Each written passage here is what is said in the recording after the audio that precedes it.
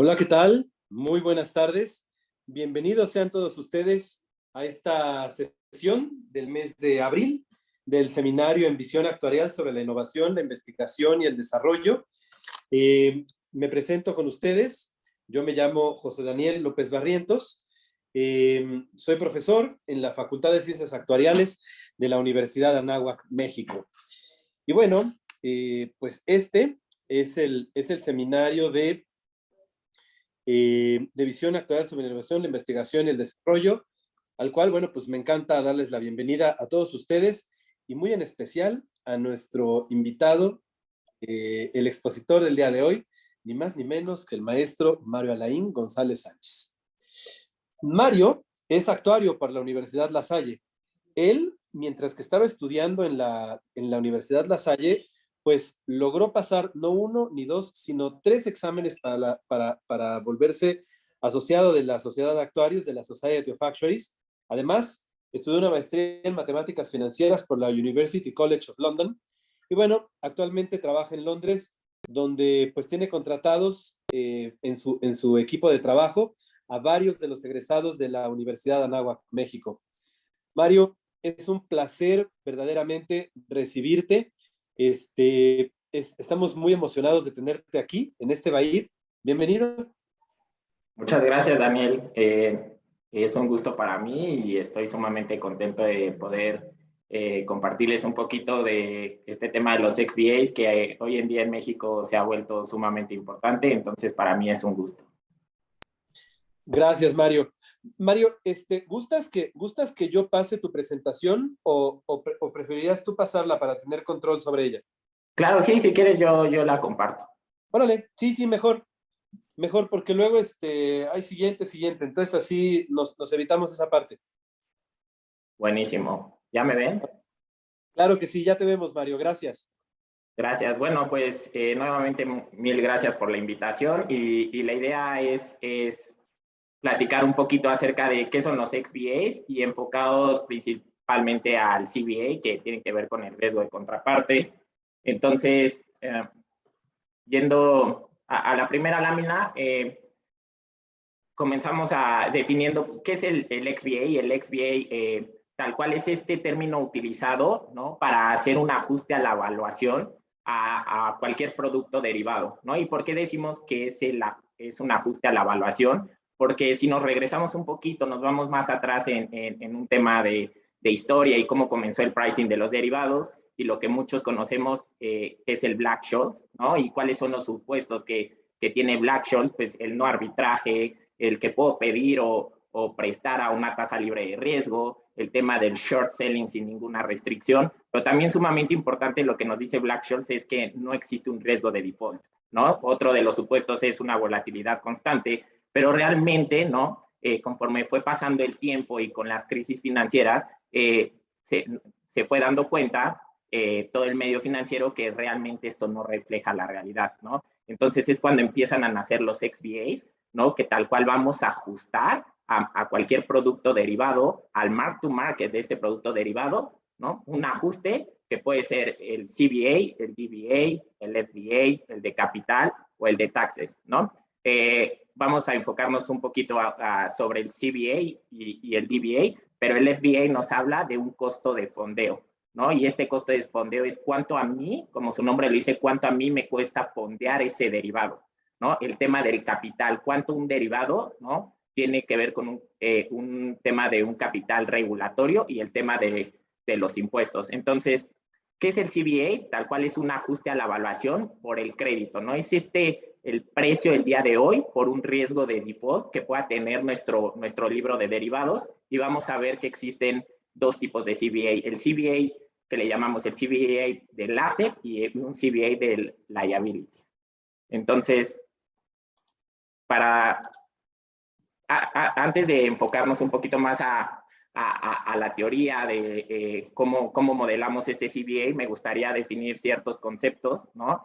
Y empezar por qué es el riesgo de crédito y qué es el riesgo de crédito de contraparte, ¿no? Son dos cosas diferentes. El riesgo de crédito, ¿no?, nos refiere sí a un riesgo de default, pero que lo podemos pensar en un tema de un producto de cash, ¿no?, pensando en un préstamo. Y el riesgo de crédito de contraparte también nos habla de un riesgo de default, pero está enfocado a un derivado. ¿Qué derivado puede ser? Vamos a pensar en un swap o en una opción, ¿no? Entonces, el riesgo de crédito pensado desde un préstamo, imaginemos que Lulú yo le presté $1, ¿no? Y es un préstamo de $1. Si Lulú me defaultea, entonces Lulú me va a quedar a deber $1. Pero ¿qué pasa en el riesgo de crédito de contraparte? Si tenemos un swap, ¿no? De un nocional de $1, no quiere decir que si existe un default me va a deber $1. Lo que me va a deber es el mark to market o la evaluación diaria de ese derivado. Entonces, partiendo de ahí, tenemos dos conceptos diferentes. El otro concepto es que existe un riesgo de mercado. Y este riesgo de mercado es el riesgo resultante dentro de mi portafolio por cambios, ¿no? En los precios de mercado, ¿no? Entonces, si pensamos otra vez en un derivado, vamos a pensar en una opción. Esta opción, ¿no? ¿Qué me representa? ¿No? Y tiene que ver con un riesgo de mercado. ¿Cómo se pueden mover las tasas? Si la opción está in the money, at the money, out of the money, entonces esto tiene que ver con el riesgo de mercado y por otro lado vamos a empezar a ver el riesgo, ¿no? De crédito de contraparte. Ahora, yéndonos todavía muy atrás con las crisis financieras, 2008 fue un boom, ¿no? Y como todos sabemos, en esta crisis financiera antes se pensaba que las contrapartes no nos podían defaultear, que era casi imposible. Posterior a esta crisis vimos que sí existían los defaults, vimos los bancos, ¿no? Que defaultearon, pero también si nos regresamos al tema del fondeo, ¿no? Que tiene que ver con el FBA, nos dimos cuenta que realmente existía un costo de fondeo, ¿no? Si nos regresamos a, oye, ¿cómo priceábamos un derivado? Pues vimos que el spread de 3 meses LIBOR, por ejemplo, contra el OIS, en el momento de la crisis se fue a 360, 365 básicos, cuando en promedio eran 10 básicos. Entonces, también ahí cambió la forma de ver cómo evalúa un derivado, ¿no? Saber que necesitamos diferentes curvas para proyectar y para descontar, ¿no? Y esto también nos llevó a tener que evaluar que sí podía existir un riesgo de default, ¿no? Del lado de la contraparte. Ahora, para empezar a definir el tema del CVA, es importante tener ciertos elementos sobre la mesa. Primero, ¿no? Saber que existen métricas de exposición, ¿no? ¿Y qué es la exposición, no? ¿A qué nos referimos cuando hablamos de una exposición? Es cuánto me pueden quedar a deber o cuánto puedo yo perder. ¿Qué pasa si la contraparte me defaultea? ¿Cuánto está en riesgo? ¿No? Entonces van a existir diferentes métricas de exposición que me van a hablar sobre esto. La otra es la probabilidad de default. Yo necesito conocer esta contraparte, qué probabilidad de default, ¿no? Tiene para yo poder decir qué tan probable o no es que pueda defaultear en cierto periodo de tiempo o en cierto punto del tiempo. Y el otro es la LGD, ¿no? La que conocemos como el Loss Given Default, que nos va a dar una estimación, ¿no? Que va a ser un porcentaje de la pérdida sobre toda mi exposición en caso de un default. ¿Y a qué nos referimos de esto? Yo puedo tener una exposición y vamos a ponerle un número, pueden ser 100 pesos. Quizás las características del instrumento, ¿no? Hagan que este instrumento tenga una LGD y me digan, no es cierto, no vas a perder 100 pesos, tú puedes recuperar 25 pesos y entonces lo que vas a perder son 75 pesos. Definiendo estos elementos, es sumamente importante que nos quedemos con la idea que estas tres variables tienen un perfil en el tiempo. ¿Y a qué me refiero que es un perfil en el tiempo? Principalmente la probabilidad de default y la exposición van cambiando con el tiempo. La LGD, de forma general, es una constante o se mantiene durante el tiempo, pero meramente la probabilidad de default y la exposición sí van cambiando conforme al tiempo. Ahora, una de las partes más difíciles cuando queremos modelar este riesgo de contraparte es cómo calculo la exposición. ¿Y por qué es sumamente complicado o es un reto? Vamos a pensar, y se me viene a la cabeza el ejemplo de, vamos a pensar en un FX Forward. ¿Cómo yo puedo calcular cuál es el valor de un FX Forward? Bueno, en la escuela nos enseñaron que es mi nocional por el diferencial de mis precios forward, ¿no? Mi F en T menos mi F de 0 por mi nocional, esa es mi evaluación el día de hoy.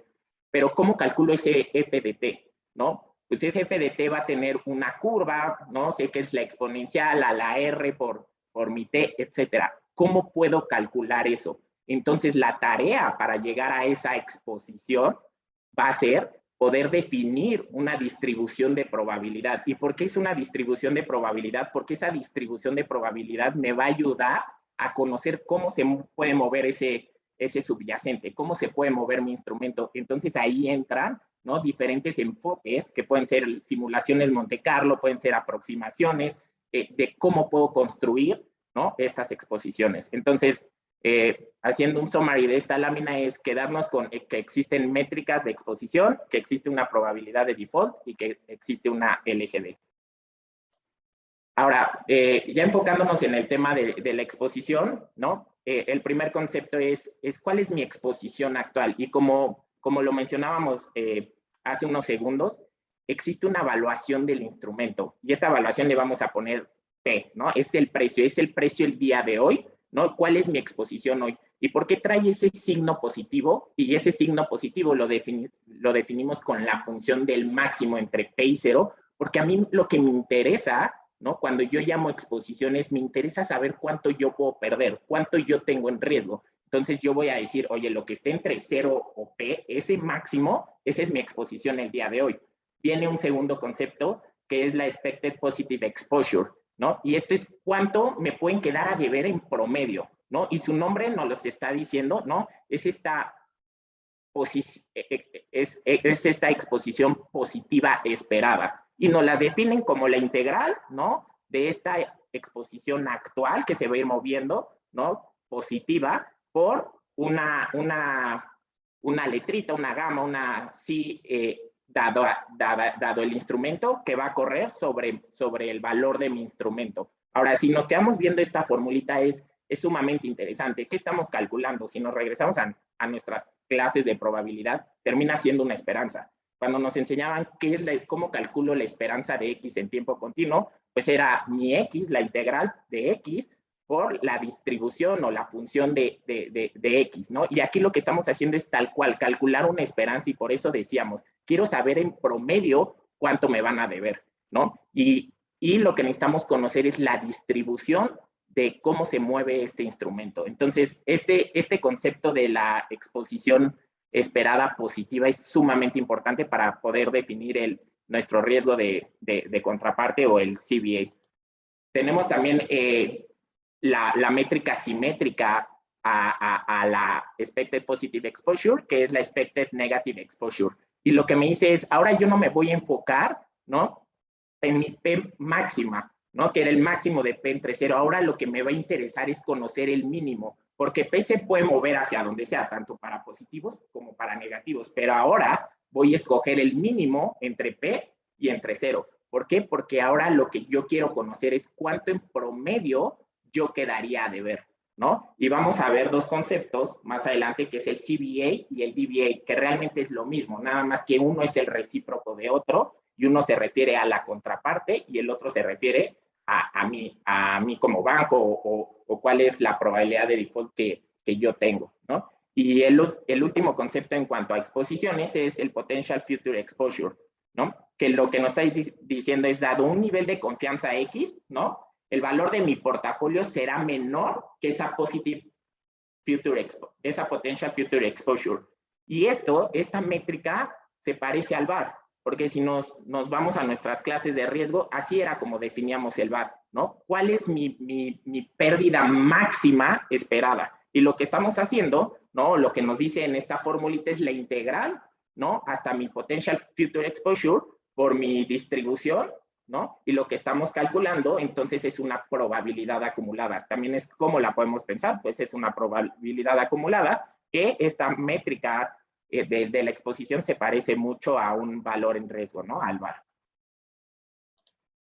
Aquí puse una imagen, una gráfica de cómo es el comportamiento de estas métricas que estamos platicando, la Positive Exposure, la Negative, ¿no?, la Potential Future Exposure, y la idea también aquí es, si estamos definiendo la exposición de un instrumento como, oye, esta exposición o puede ser positiva o puede ser negativa, y la exposición me dice cuánto vale mi instrumento, si nosotros sumamos esta positiva y esta negativa, entonces voy a llegar a lo que conocemos como el mark to market del instrumento, ¿vale? Entonces, El mark to market es tal cual el precio esperado de ese deal o de ese trade en el tiempo T, ¿no? Ahora, vamos a platicar un poquito, y cualquier duda, por favor, interrúmpanme. Si nosotros queremos empezar a platicar sobre esta probabilidad de default o sobre esta LGD, ¿no? Vamos a tener dos tipos de calibraciones. La primera es mi evaluación neutral al riesgo y la otra es mi evaluación en un mundo real, ¿no? ¿Y a qué nos referimos con una evaluación neutral al riesgo? Que yo voy a utilizar precios de mercado para poder calcular estas variables o para poderles dar un valor. ¿Y a qué nos referimos cuando hablamos de un mundo real? Es que yo voy a calibrar de manera histórica, ¿no? Entonces tenemos dos formas. Muchas veces la parte de evaluación neutral al riesgo se utiliza en un tema del front office y el tema de una calibración en un mundo real tiene que ver con un tema de riesgo, ¿no? Ahora, la loss given default, ¿no? Que me dice qué porcentaje de tu exposición puedes perder, va a estar expresada muchas veces en un tema o en un término del recovery rate, ¿no? Que es cuál es la tasa de recuperación. Entonces, una es recíproco de otra, ¿no? Ahora, cuando nosotros queremos conocer y hablando en el tema del CVA, lo que nos interesa es, oye, el CVA me habla de un riesgo de crédito y contraparte. Entonces, como su nombre lo dice, a mí me interesa conocer la contraparte. Yo quiero saber, ¿no? ¿Cuál es esa calidad crediticia de la compañía? ¿Y cómo la puedo conocer? Pues la podemos conocer con los CDS. ¿Qué es un CDS? El Credit Default Swap. Es un instrumento, es un derivado donde van a existir dos contrapartes. La primera, la que me vende la protección, y la segunda, la que la compra. Quien me vende la protección me dice, oye, en caso de que un tercero te defaultee, vamos a suponer Pemex, ¿no? Yo voy a hacer frente a esa exposición que tú tengas. Yo te voy a pagar ese nocional por la LGD, dependiendo del tipo del CDS, pero yo te voy a vender esa protección. Pero para que haga sentido el negocio, ¿no? Para que tenga chiste el negocio, entonces quien compre esa protección va a tener que pagar una prima. Entonces, de forma general, el CDS lo podemos explicar de esa forma y claramente podemos conocer la calidad crediticia de la contraparte porque dado el valor del CDS, puedo conocer qué tan desgastada o no está la compañía, ¿no? Y ahorita vamos a ver una gráfica del CDS de México para tener una idea de cómo es que se mueven los CDS. Y aquí un CDS estándar, ¿no? Va a tener dos puntos principales, que tiene que ver la probabilidad de default, ¿no? Qué tan probable es que la compañía pueda defaultear y cómo va a ser la LGD, ¿no? Cuánto yo tendría que pagar o cuánto yo tendría que recibir en caso de que la compañía defaultee. Ahora, y aquí me detengo un poquito, cuando nosotros hablamos de los CDS y podemos voltear a ver cómo pricean los CDS y verlos en nuestras pantallas de Bloomberg o ver cuáles, sí, en una pantalla, vamos a ver el spread de crédito o el precio del CDS, si así lo podemos llamar. Pero dentro de ese CDS por valuación o cómo se construye ese precio, adentro del CDS va a vivir la PD y la LGD. Entonces, sí podemos definir este spread de crédito como una función de dos variables, de mi PD, de mi probabilidad de default, y de mi LGD. Ahora, sabiendo que yo conozco y regresándonos al concepto de la evaluación neutral al riesgo y decir, tomo precios de mercado y con esos precios de mercado calibro mi modelo, entonces yo puedo hacer lo mismo si tomo los precios de los CDS y con esos precios del CDS calculo u obtengo, ¿no? La PD que esté implícita en ese CDS. Y ese proceso lo conocemos como el bootstrapping.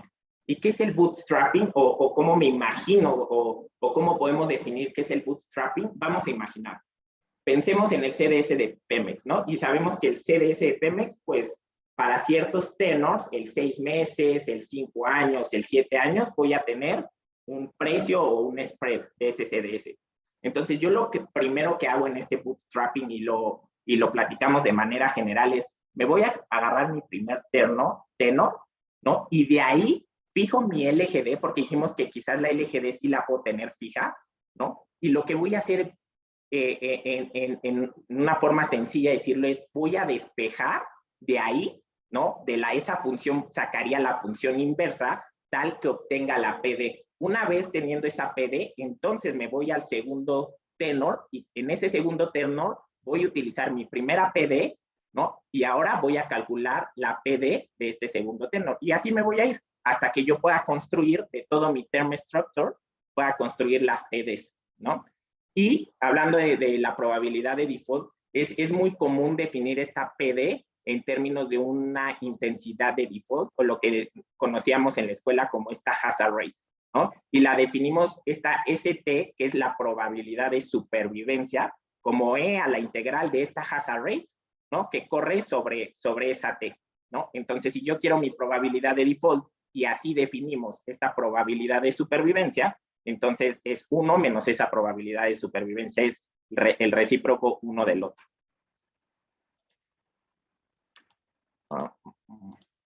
Creo que no me deja cambiar. 2 segundos, por favor. Ya. Ahora, uno de los problemas a los que nos enfrentamos cuando hablamos de los CDS, ¿no? Y que ahorita vamos a ver por qué son importantes para el cálculo del CBA.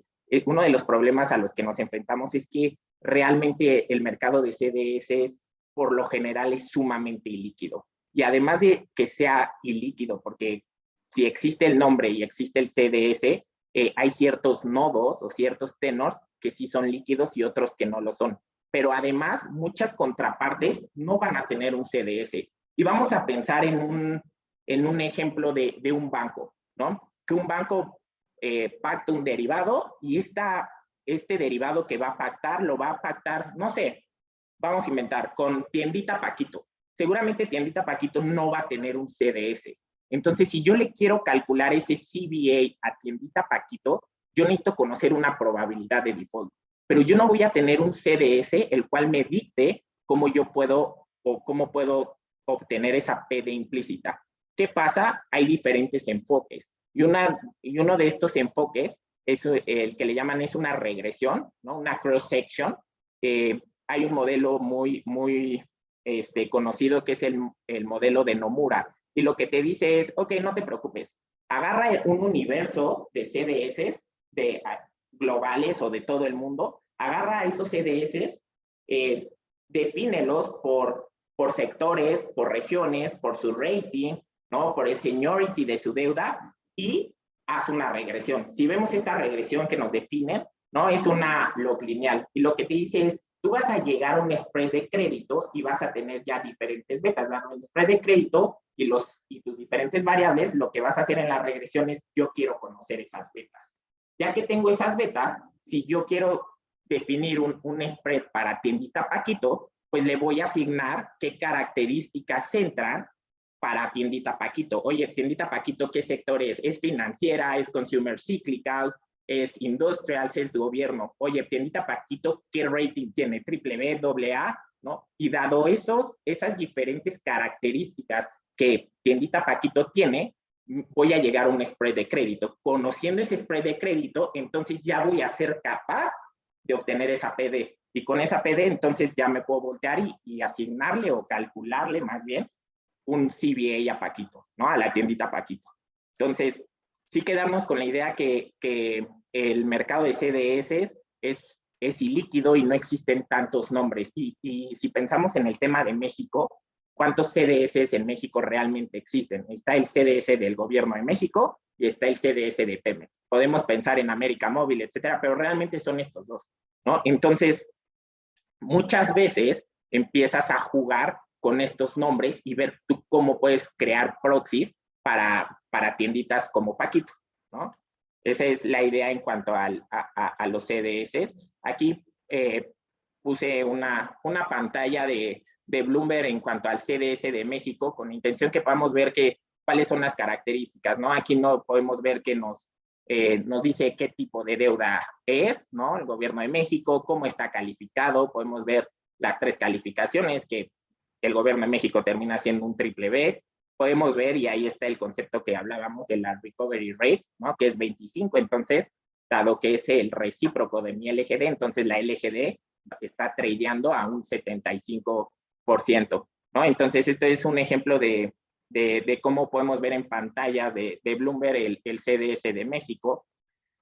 Aquí puse otra pantallita sobre el precio histórico o el spread histórico del CDS de México para el tenor de 5 años, ¿no? Y llama la atención este pico, que justo fue cuando comenzó todo lo del COVID, ¿no? En pandemia alrededor de marzo, y se fue a niveles de 300, ¿no? Lo cual nos habla, ¿no? Y lo que platicábamos, que el CDS me habla de la calidad crediticia de mi contraparte. Entonces, en un momento de estrés como lo fue el COVID, está claro, ¿no? Cómo el precio se voló. De venir en promedios entre 100, 125, se fue a 300, ¿no? Entonces, sí, el CDS me refleja esta calidad crediticia, y estamos hablando del gobierno de México.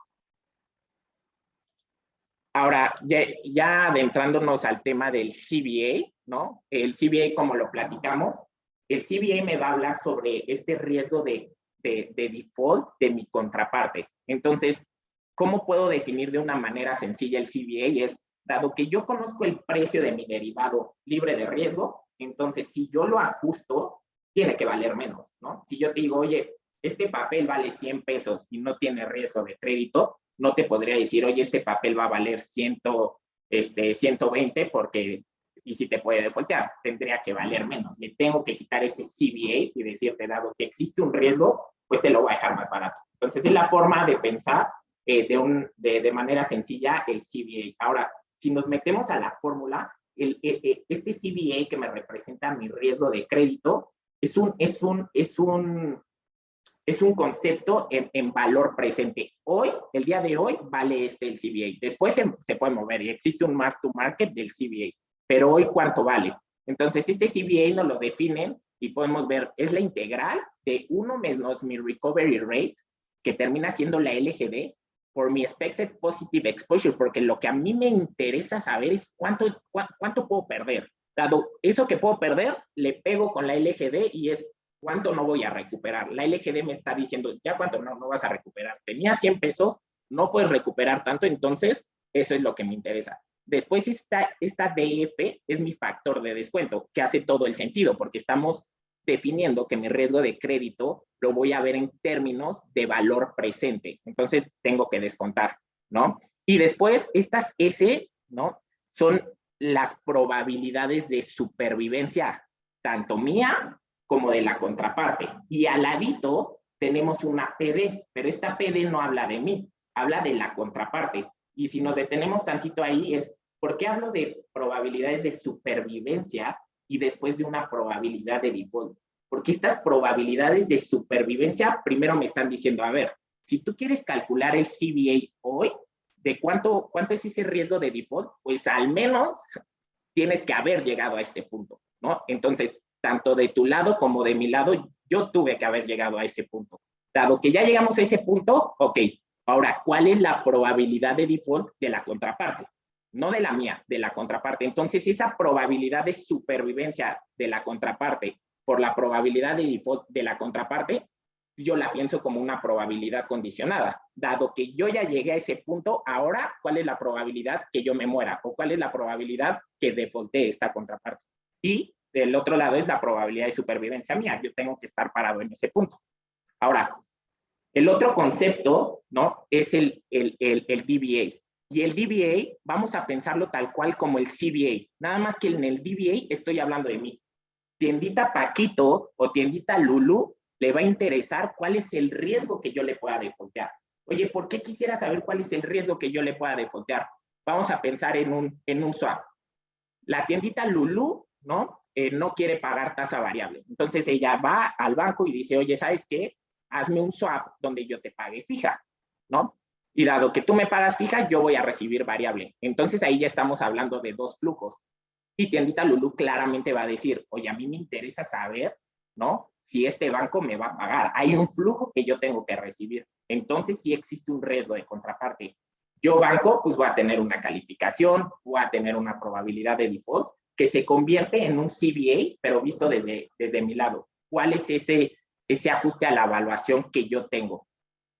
Entonces, así es como está definido la parte del CVA. Ahora, esta parte del CVA, va a ser sensible. ¿Y a qué va a ser sensible? Pues claramente a una probabilidad de default y a las variables que definimos en la formulita de la lámina anterior, pero también va a ser sensible a las variables de mercado. El CVA se puede mover por mis tasas de interés, se puede mover por mi tipo de cambio, etcétera. ¿Cómo puedo, no, conocer estas sensibilidades? Si yo quiero conocer cómo cambia mi CVA, y por eso lo definimos como esa delta de mi CVA, pues van a ser derivadas parciales, dado todas las posibles variables que entren en juego en el CVA. Entonces, a mí me interesa saber cómo se mueve dado el movimiento en las tasas, cómo se mueve dado el spread de crédito, cómo se mueve dado el tipo de cambio, ¿no? Y aquí en el segundo bullet menciono algunas de estas sensibilidades. El DBO1, el DBO1 tal cual es la delta de mi tasa. Oye, conforme se mueve en paralelo mi curva de mercado, ¿no? ¿Cómo se va a ver afectado mi CVA? Porque recordemos, son variables o son conceptos que van cambiando conforme al tiempo. El CVA no es estático. Si te cobro, ¿no? Te cobro 100 pesos, pero mañana ese CVA puede valer otra cosa. Entonces, ese cambio me lo va a definir también las variables de mercado. El CRO1 es la sensibilidad a mi curva de crédito. ¿Qué es mi curva de crédito? Lo que platicábamos. Mis CDS y que traen implícito la probabilidad de default. Pero no solamente vamos a hablar de estas sensibilidades que si los pensamos son de primer orden. También tengo una vega a la tasa. También tengo el FX delta, que ese es de primer orden. Oye, ¿cómo se va a ver afectado mi CVA dado el cambio en mi FX? ¿No? ¿Y por qué es sumamente importante las de segundo orden? Porque quizás con el DBO1 es cómo se mueve dado el movimiento en mis tasas. Pero cuando yo quiero ver la de segundo orden, lo que me está interesando es qué tan rápido se puede mover ese DBO1, ¿no? Otra griega que es sumamente importante en el CVA es el tema de la teta. ¿Y a qué nos referimos con esta teta? Es, oye, el CVA va a decrecer conforme vaya avanzando el tiempo. Entonces, la teta es un número negativo. ¿Y por qué decimos que decrece el CVA conforme va avanzando el tiempo? Porque entonces, cuando tú vas acotando, vas llegando al maturity de tu instrumento, entonces el CVA o tú como contraparte, pues tienes menor posibilidad de defaultear. Entonces, tu CVA tiene que valer menos, ¿no? Entonces, quedémonos con la idea que en cuanto a la teta, pues va a ser un número negativo, ¿no? Dado que va decreciendo con el tiempo y también que hay muchas sensibilidades, ¿no? Y ahorita vamos a poner un ejemplo pensando a nivel portafolio, cómo gestionamos el CVA, pero hay una infinidad de sensibilidades a las cuales tenemos que poner atención en esta parte del CVA. Aquí puse una imagen y me detengo tantito de cómo funciona cómo funciona una mesa de XVA. No vamos a pensar nada más en una mesa de CVA. ¿Cómo es que funciona? Vamos a imaginarnos un banco. Entonces, en un banco, ¿no? Y puede haber diferentes mesas, pero pensemos que la tiendita Lulú quiere hacer un swap, ¿no? Entonces, quien va y le va a proponer el swap y va a tener la relación, pues es la mesa de ventas, ¿no? Entonces ya dicen, ok, vamos a hacer un swap, ¿no? Yo quiero pagar fija, etcétera. Entonces, la mesa de ventas se va a voltear con estructuración, con la mesa de estructuración y le va a decir, oye, a ver, mesa de estructuración, tiendita Lulú quiere un swap, ¿no? Ayúdame a pricearlo, proponme algo, puede ser un swap normalito, plain vanilla, no sé, un forward starting swap, etcétera, ¿no? Entonces, estructuración, como su nombre lo dice, va a estructurar el derivado. Una vez que lo estructura y le pone un precio, él se voltea, ve en pantallas, vamos a pensar un swap a 10 años y ve el nivel, ¿no? Y dice, más mi utilidad, tantos básicos. La mesa de estructuración se voltea a la mesa de XVA y le dice, pricéame cuánto vale el XVA para este instrumento. ¿Y qué características tiene que conocer la mesa de XVA? Claramente las características del instrumento es un swap, es una opción, cuál es el tiempo, cómo es el perfil de flujos, pero también tengo que conocer, oye, tiendita Lulú, ¿cuál es su sector? Porque eso me va a dictar una probabilidad de default, cuál es su rating, y una vez que nos llega este instrumento, le calculamos un XVA, ¿no? Lo regresamos a la mesa de estructuración. Estructuración puede cerrar el derivado, ¿no? Y si es la misma mesa de derivados o estructuración y derivados están separados, entonces estructuración no se va a quedar con el riesgo de mercado y habrá una mesa de derivados que salga al mercado, salga a la calle a cubrir ese riesgo de mercado. Ahora, ¿qué pasa dentro de la mesa de XVA? Nosotros, ¿no? Le ponemos el precio a ese XVA y vamos a pensar, dio 100 pesos. Ok, nos entra a la bolsa esa prima o esos 100 pesos. ¿Cuál es la chamba de la mesa de XVA? Con esos 100 pesos, tú tienes que ser capaz de cubrir ese riesgo, ¿no? ¿Y a qué nos referimos cuando decimos cómo cubrimos ese riesgo o a qué nos referimos con cubrir el riesgo? Yo lo pienso de dos formas. Hay un riesgo de default, ¿no? Si en el momento que Tiendita Lulú no pague al banco, entonces la mesa de XVA se tiene que hacer responsable o le tiene que poner el pecho a las balas a ese default. Pero no solamente existe ese riesgo, también existe el riesgo de evaluación. ¿Y por qué es el riesgo de evaluación? Porque el XVA se va moviendo conforme al tiempo. El XVA tiene un mark to market y ese mark to market se va a ir moviendo por diferentes factores de mercado, porque se desgastó más la contraparte, en este caso Tiendita Lulú. ¿Qué pasa ahí? Si hoy yo cobré 100 pesos por el XVA, mañana, hoy se mueve el mercado, mañana nos despertamos y lo primero que vemos es que esa evaluación ya no vale 100 pesos, vale 150. ¿Quién va a poner esos 50? No salen de mi bolsillo, porque seguramente ni siquiera los tengo.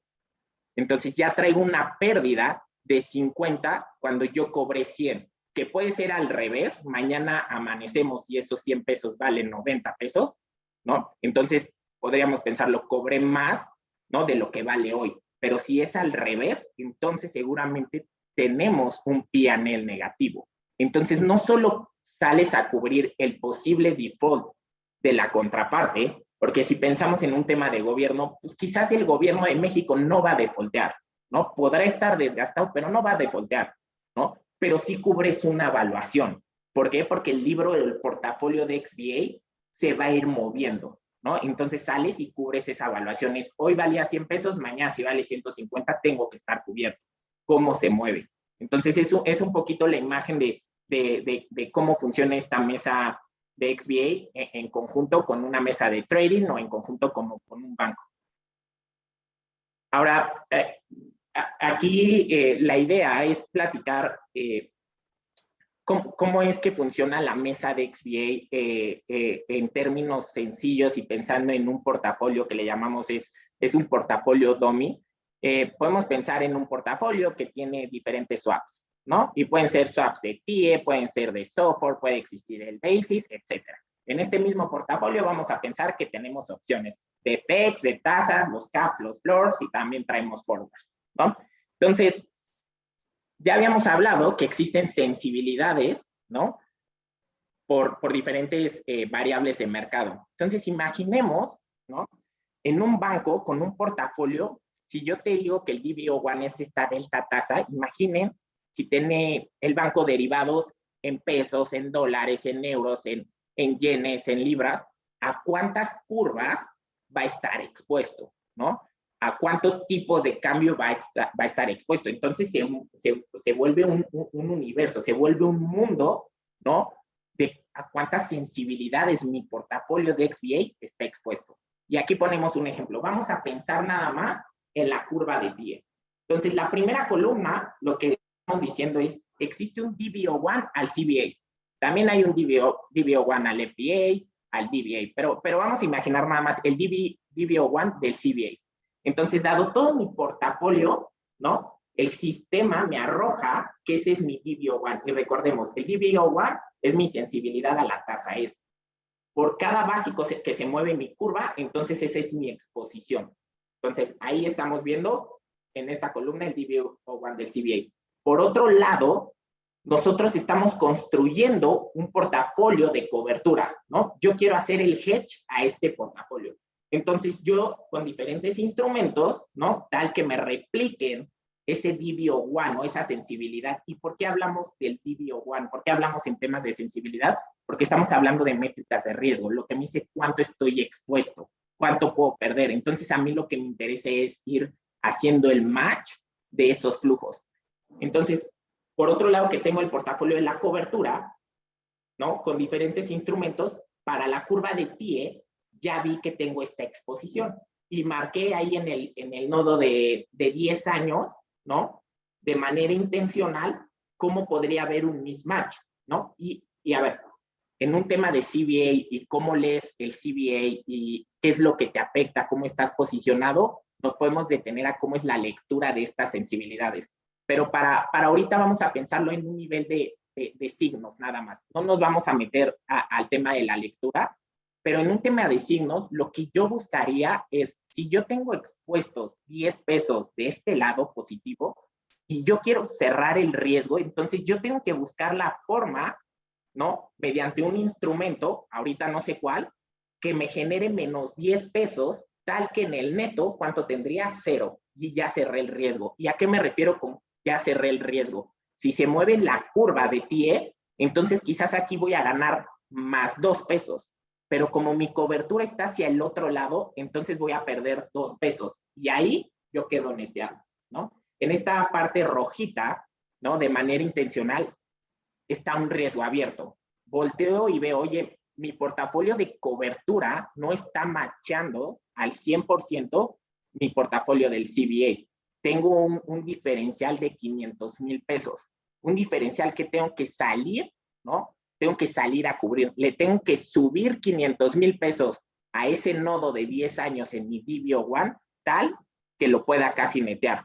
Bueno, a mí se me ocurre que podemos salir al mercado, ¿no? Y decir, ok, nosotros mesa de XVA, entonces vamos a hacer un swap, ¿no? En este caso, voy a salir a pagar, y cuando hablamos de swap es pago, recibo, nos referimos a la tasa fija, tal que a 10 años tiene que ser ese swap, tal que me pueda netear la sensibilidad. Bueno, 25K, porque hablamos en dólares, pues serían aproximadamente 500,000 pesos.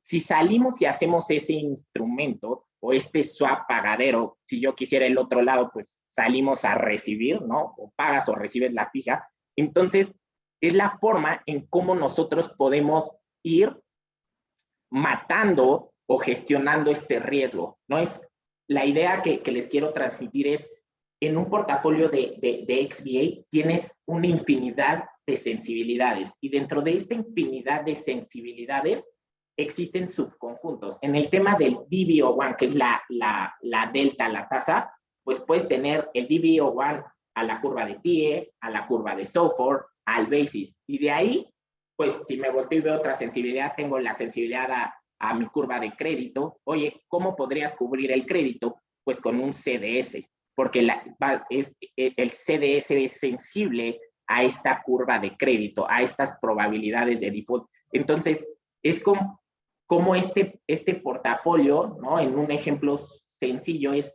cómo tú en el día a día vas calzando estos riesgos, ¿no? Porque ese puede ser, o no es, puede ser, es el mandato principal de un portafolio de XVAs.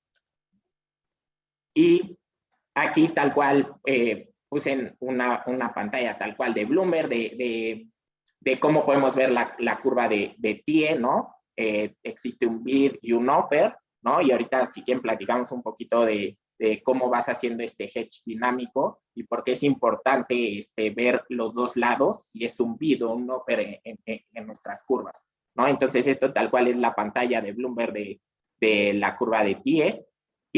Y bueno, ya para terminar, aquí puse cuatro puntos que me parecen importantes. El primero es quedarnos con la idea de que existe un perfil del tiempo en cuanto a estos VAs, a estos XVAs.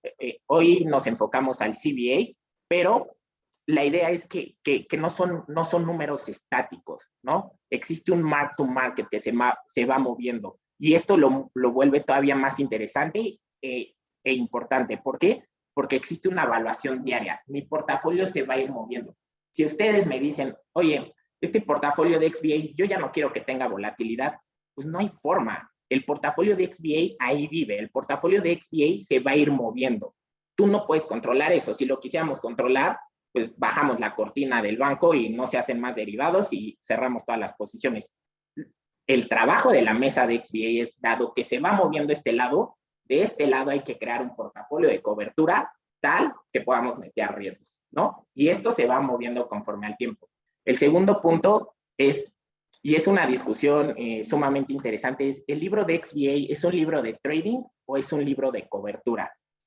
Depende. Yo he escuchado en diferentes bancos y han sido preguntas que he hecho es, oye, ¿para ti tu libro es trading o es cobertura? A mí bancos me han dicho, a mí sí me lo califican como un libro de trading, hay otras personas que me han dicho, para mí es un libro de cobertura, y ahí se vuelve, y ahí lo cambia todo. ¿Ya qué hicimos con que ahí lo cambia todo? Si eres un libro de cobertura, seguramente, ¿no? Y si nos regresamos a los libros de XVA, lo primero que te dicen, el libro de XVA, al ser un libro de cobertura, va a tener un P&L cero o seguramente un P&L negativo. Y por eso ponía la imagen, ¿no?, de la curva de TIE.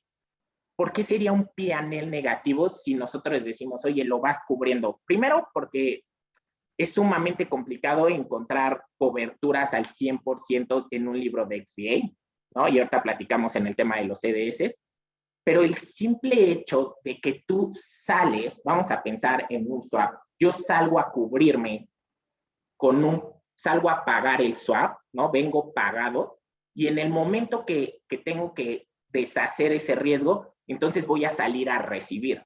Y si yo pagué y ahora salgo a recibir, ahí yo traigo un diferencial en el bid offer.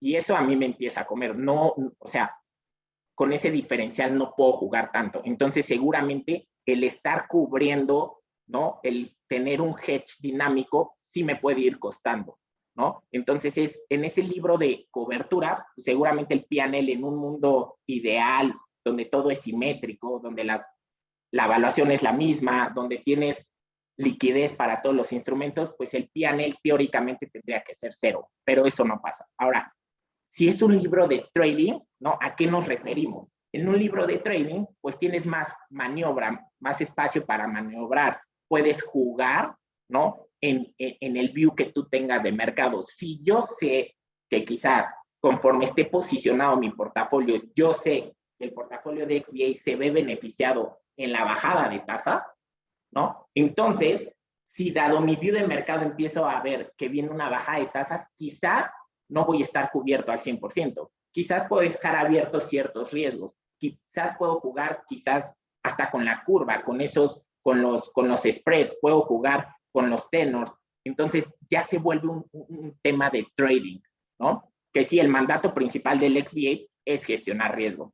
Ahora, el tercer punto, ¿no?, con los unwinds, con las reestructuras de las operaciones.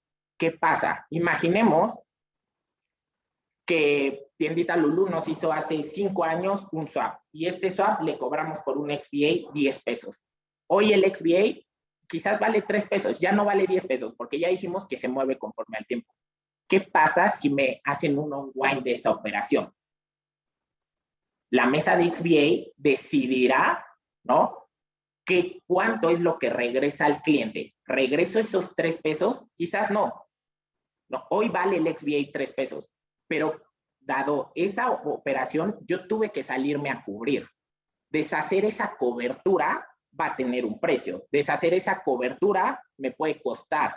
Entonces, quizás no van a ser 3 pesos, quizás van a ser 2 pesos. Entonces, claramente el unwind, las reestructuras, cuando hablamos de reestructura es, quizás el gobierno de México traía un swap de 10 años y hoy quiere hacer una reestructura tal que patee ese swap a 15 años. Bueno, yo venía cubierto, y lo estoy hablando en un tema de cobertura a nivel operación, pero realmente ves el portafolio completo, pero quizás lo que quiero es calzar ese riesgo en esa reestructura. Entonces, es cuánto me cuesta calzar esa reestructura. Y si lo pensamos en un CDS, ¿no?, quizás tú vienes cubierto, puedes calzar con un CDS ese riesgo abierto, o quizás tienes que deshacer el CDS y abrir otro CDS a otro tenor, ¿no? Entonces, los unwinds, las reestructuras, juegan un papel sumamente importante en este libro del XVA. Y el último punto es cuál es el rol del XVA.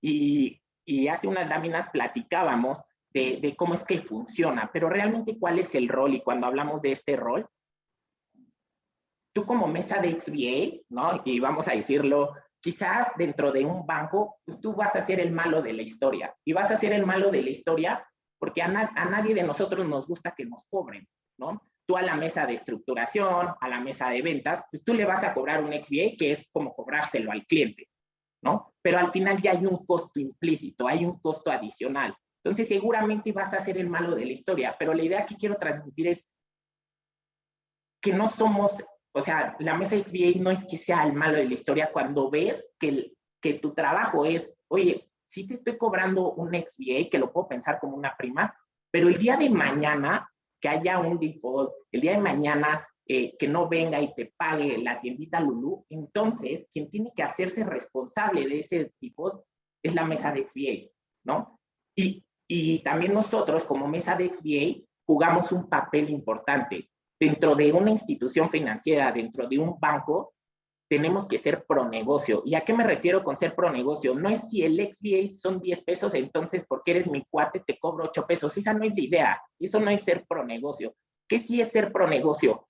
Mesa de XBA se puede sentar con la mesa de estructuración y decirle, oye, ¿sabes qué? Quizás el XBA se está volando porque me estás hablando de un forward starting swap que empieza en 5 años y dura 15 años y dada la curva de mercado, pues claramente va a estar volado.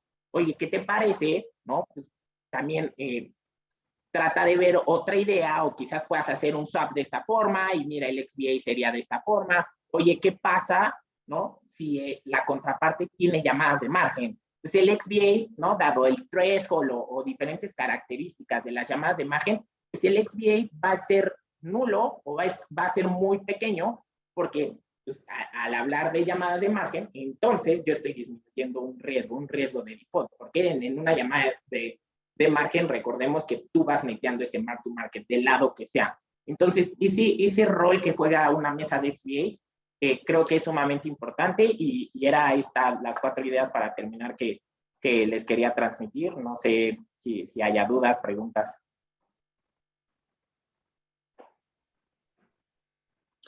Muchas gracias, Mario. Oye, qué interesante lo que nos platicas.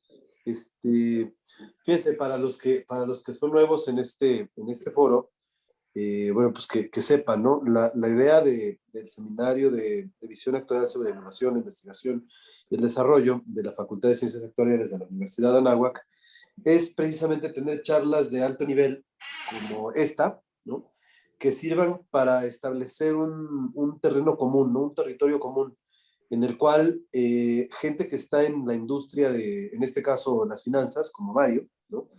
Pues nos platique sobre las cosas en las que está trabajando, las cosas que están haciendo, para establecer un nexo de comunicación con 3 tipos de audiencias. La primera es la audiencia de los estudiantes, la comunidad de la Facultad de Ciencias Actuariales de la Anáhuac. Pero también con la comunidad de los otros practitioners, ¿no? De la disciplina actuarial en México. Entonces, ahora mismo, pues aquí hay varias personas, tanto del Colegio Nacional de Actuarios como de Pemex, que bueno, pues pertenecen a ese auditorio, a esa audiencia, ¿no? Bueno, pues en tercer lugar, a la audiencia de los investigadores, ¿no? Porque es posible que así como Mario nos platica, miren, por ejemplo, ¿qué quiere decir un XBA negativo? ¿No? Pues es algo difícil de interpretar desde un enfoque simplista eh, bueno, pues que ellos digan, mira, ahí esta cosa se puede interpretar como, por ejemplo, pues no sé, una reserva, por ejemplo, un seguro, ¿no? Porque en el fondo, pues estamos hablando de cosas del mismo ente matemático, ¿no? Pero en diferentes contextos. Entonces, bueno, con esto en mente, me encantará escuchar sus aportaciones, sus participaciones, porque no, pues eso es a lo que estamos enfocados en este foro. Entonces, lo abrimos para recibir las preguntas. Adelante, por favor.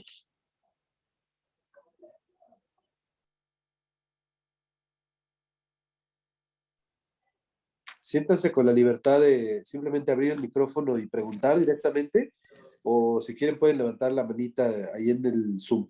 Aquí estamos.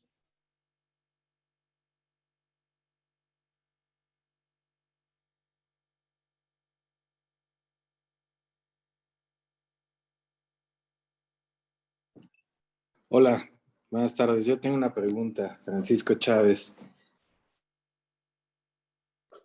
Bienvenido, adelante, adelante, Francisco, por favor. Muchas gracias. Primero, felicidades a Mario, una muy buena ponencia.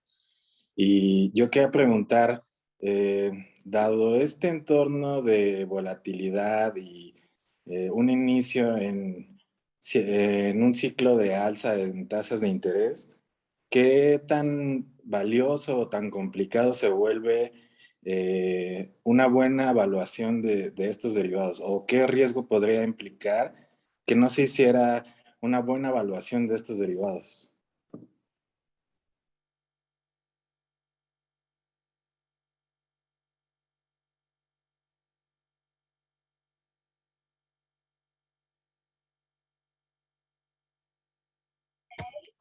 Está silenciado tu micrófono.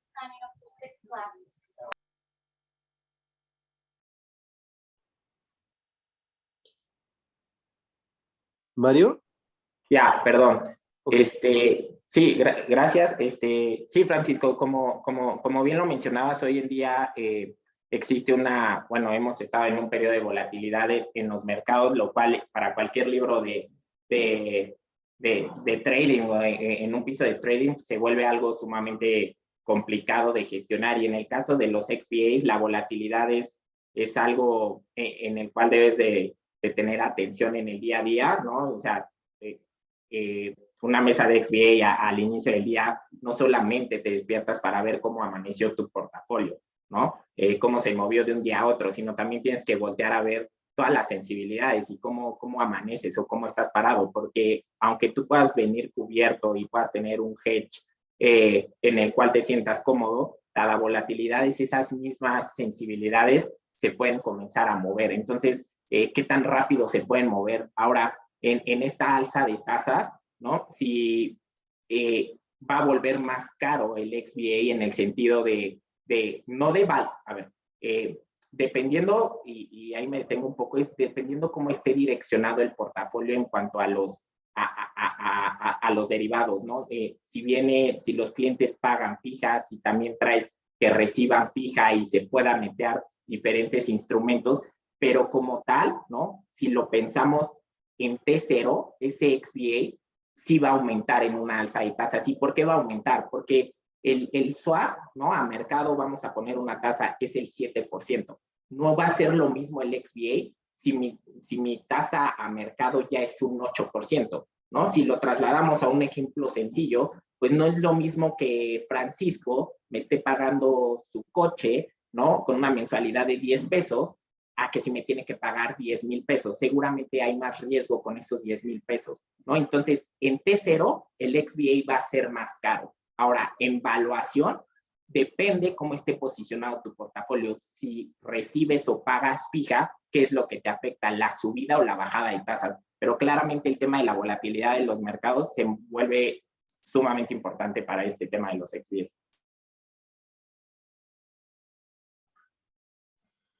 Gracias. Muchas gracias, Mario. Muchas gracias, Francisco. Yo tengo una pregunta para ambos, para Mario y para Francisco. Mario, ¿es Francisco el dueño de tienda Paquito? Me imagino que sí, si no le molesta a Paquito. Sí soy. Sí, mis ejemplos siempre son de tienditas, pero sí. Ok, está muy bien. Oigan, veo aquí a mucha gente de Banorte mismo. De Banorte mismo. ¿Te trajiste a tu equipo, Mario? Sí, a que me echaran porras. ¿Cómo ves, Daniel? Ah, muy bien, muy bien. A ver, pues alguien que quiera echarse una porra. A ver, Lulú por ahí, ¿estás por ahí, Lulú? Ya la quemé. A ver, alguien más del equipo de Mario.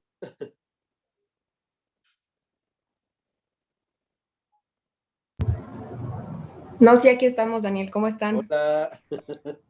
Oye, tú eres la dueña de tiendita Lulú. Sí, caray, ya de tanta lata en el día, supongo que me alucina, pero sí. Oye, platícanos un poquito de la experiencia. que tú misma has adquirido trabajando con XBAs en Banorte?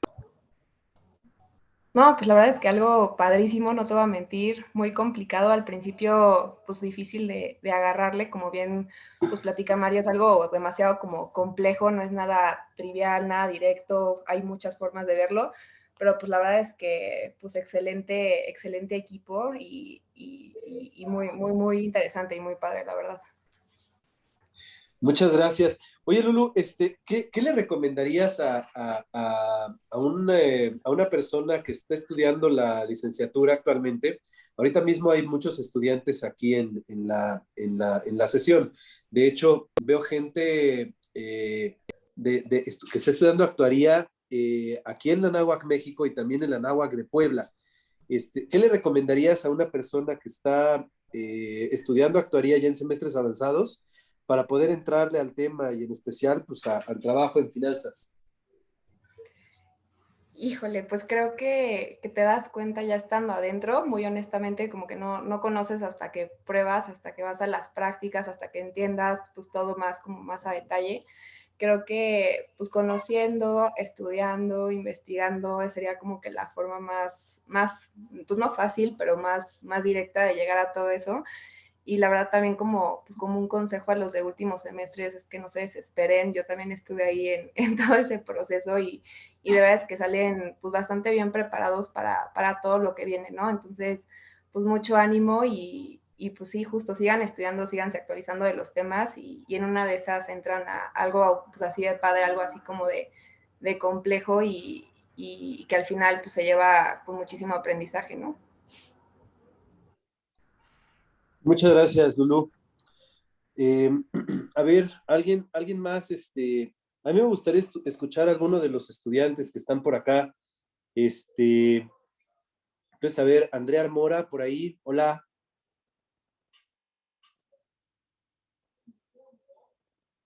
Hola, profe, buenas tardes.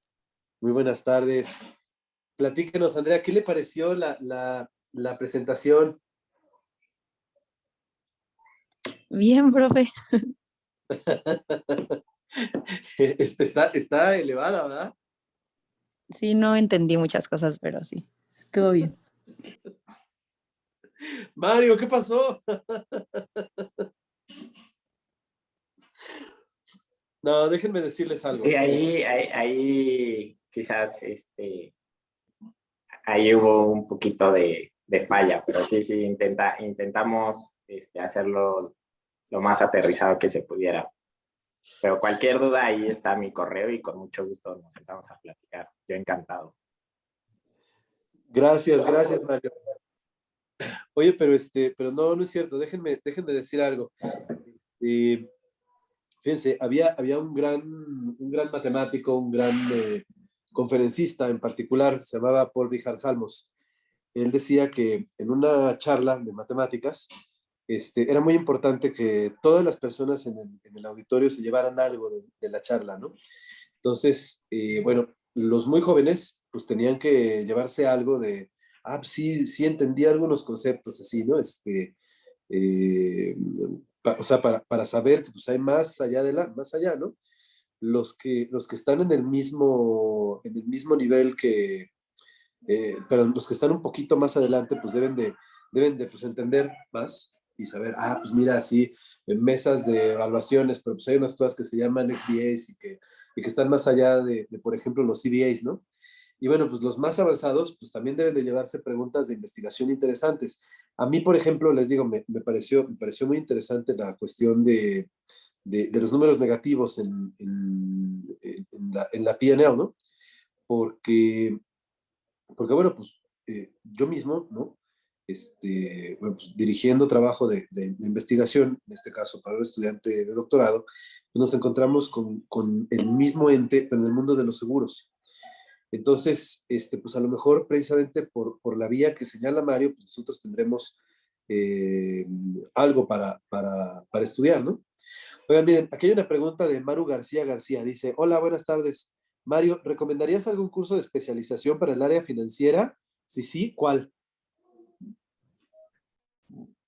Pues realmente yo creo que para el tema del área financiera, pues es un mundo tan grande como lo podamos pensar.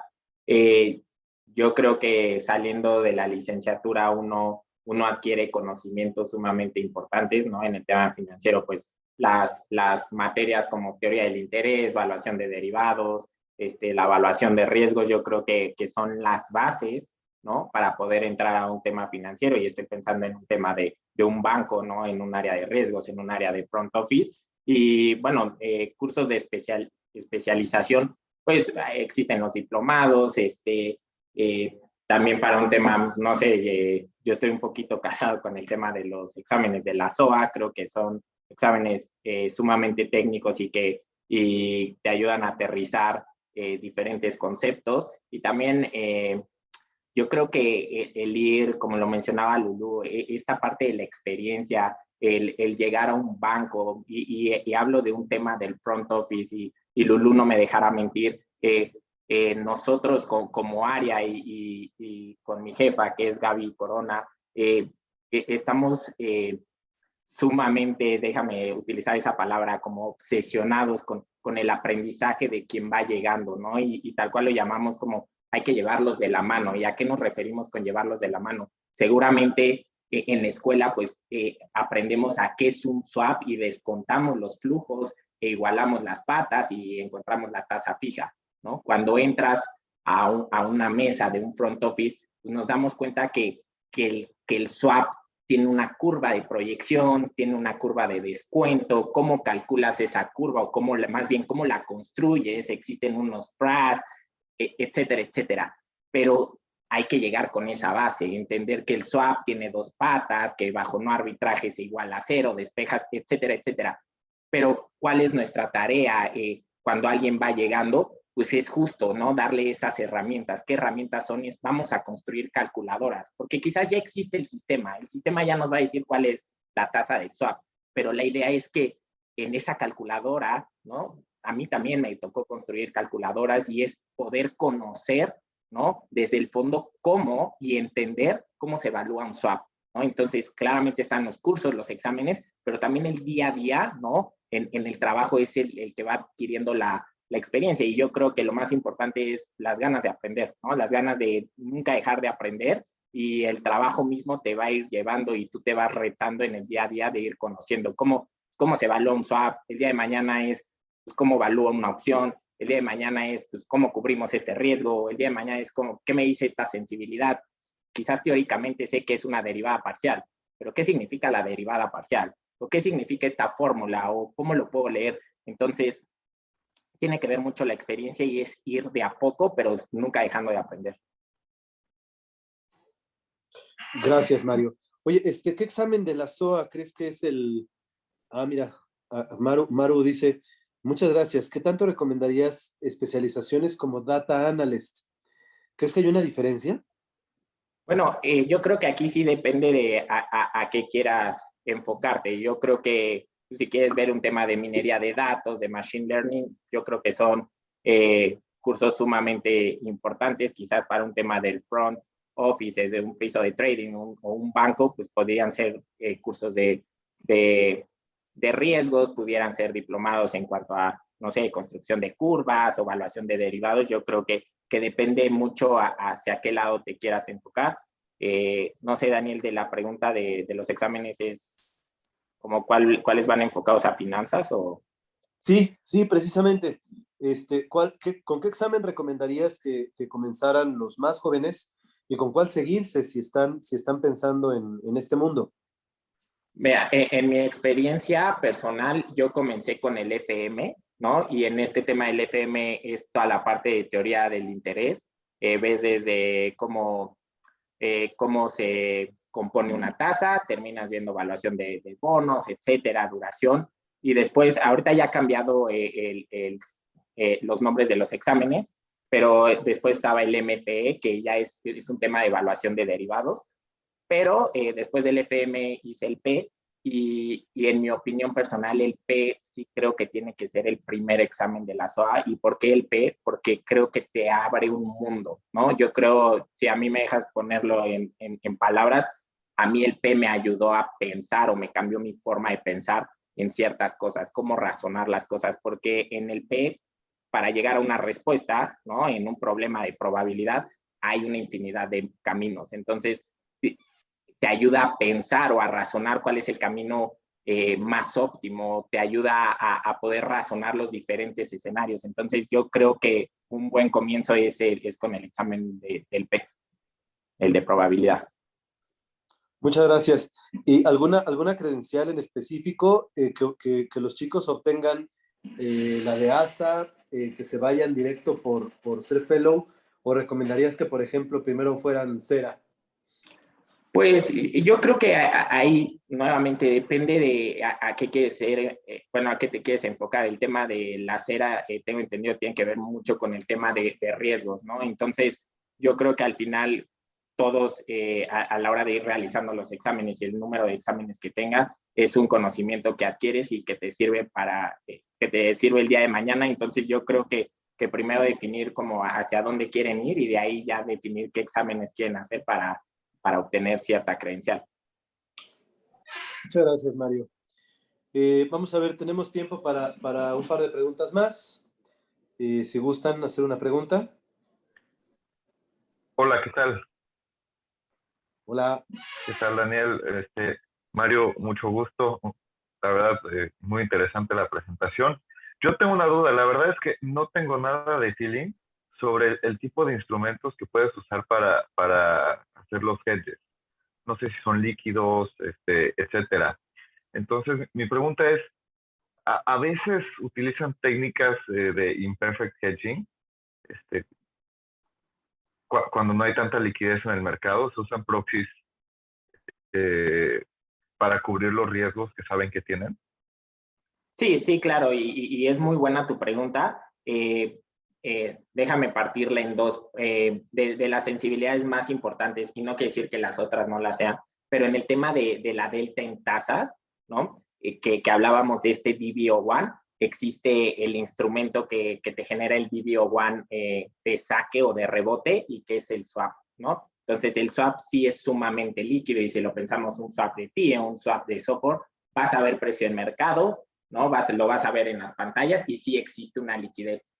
¿Qué instrumentos no serían líquidos? Y respondiendo a tu pregunta, ¿juegas con esta cobertura imperfecta? Te diría que es en el tema del CDS, y aquí hablamos de la sensibilidad del CR1.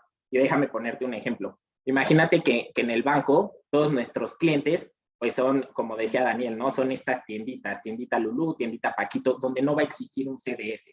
Y tú en México tienes el CDS de México y tienes el CDS de Pemex. Entonces, aquí es donde entra, ¿no? El equipo de XVA y dice, ok, a ver, ¿cómo pudiéramos, ¿no? ¿Cómo pudiéramos cubrir esta sensibilidad si no tengo el CDS de tiendita Lulú, si no tengo el CDS de tiendita Paquito? Bueno, yo te podré decir ¿qué es lo que podemos hacer? Vamos a agarrar el CDS de México, que sabemos que es un CDS líquido, ¿no? Donde sí podemos encontrar liquidez, y vamos a pensar en todos nuestros clientes, los tenemos como industriales, financieros, consumer cyclicals, etcétera. Vamos a agarrarnos el CDS de México, vamos a agarrarnos estas curvas de crédito de estos clientes que fueron hechas por un proxy, y vamos a hacer un análisis de correlación. Quizás llegamos a la conclusión de, oye, sí existe una correlación. Entonces ahí yo te lo pondría como, es mi primer beta, ¿no? Sé que hay una correlación, pero si nos regresamos al concepto como tal de la correlación, vamos a hablar de un tema de dirección. Pero ahora, ¿qué entra en juego? La magnitud. Quizás esa curva proxy que me está evaluando a tiendita Lulú no tiene la misma magnitud de movimiento que mi CDS de México. Entonces ahí ya no nada más es una beta, eso es una segunda beta, y esta beta va a ser en cuanto al cambio de magnitud. Entonces, esta beta que nos gustaría encontrar, ¿no? Va a ser la que me va a dictar qué tan sobrecubierto o no tan cubierto tendría que hacer del CDS de México, tal que yo pueda matar ese riesgo. ¿A qué me refiero con qué tan cubierto, qué tan descubierto? Si mi magnitud o mis diferenciales de cambio para tiendita Lulú son más fuertes que el cambio de mi precio del CDS de México, entonces seguramente tendrías que sobrecubrir sobrecubrirte. Imagínate que tienes que cubrir 10 pesos. Pues quizás no vas a comprar 10 pesos del CDS de México. Vas a tener que comprar 15 pesos, tal que puedas ir disminuyendo esos bandazos que son más fuertes para tiendita Lulú. Entonces, sí, claro que tenemos que ser capaces, ¿no? En una mesa de XVA de jugar con esas coberturas imperfectas. Y eso es en el día a día, porque hay muchos instrumentos que no son líquidos. Entonces, nos tenemos que meter al análisis, a ver cómo podemos encontrar una relación. Pero sí, tu pregunta es muy buena. Sí tenemos que ver coberturas que no sean perfectas y ver cómo podemos hacer una mejor aproximación. Muchas gracias, Mario. No, ¿de qué? Gracias a ambos, gracias a Mario por la respuesta. Gracias a Juan Pablo por la pregunta desde México y hasta Noruega. ¿Qué hora es por allá, Juan Pablo? Casi medianoche. Órale. Oye, pues gracias por estar con nosotros, mano. Gracias. Sí, algo de insomnio. Ok. Pues bueno, yo creo que adelante, por favor, sí.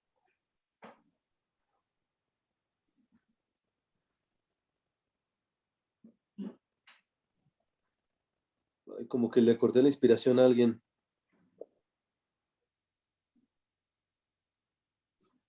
Perdón. Bueno, pues miren, dejamos aquí el correo de Mario. Y bueno, voy a cerrar la sesión poniendo un video de despedida. Y bueno, dice Maru, muchas gracias por tu tiempo, tu experiencia, Mario. También dice un saludo especial para Lulú. Bueno, tomen nota del mail de Mario. Por cierto, para aquellos de ustedes que son miembros certificados del CONAC o trabajadores en Pemex, por favor, con toda confianza, envíenme un mensaje a daniel.lopez@nahuac.mx para que yo pueda escribir para validar las horas de educación continua, ¿vale? Y bueno, pues muchas gracias a todos. Mario, muchísimas gracias. Padrísima la presentación, felicidades. Pues no puedo esperar para tu siguiente presentación en este mismo foro. Muchísimas gracias por la invitación, Daniel, y un gusto haber estado por aquí. Gracias. Un abrazote. Hasta luego. Igual. Hasta luego.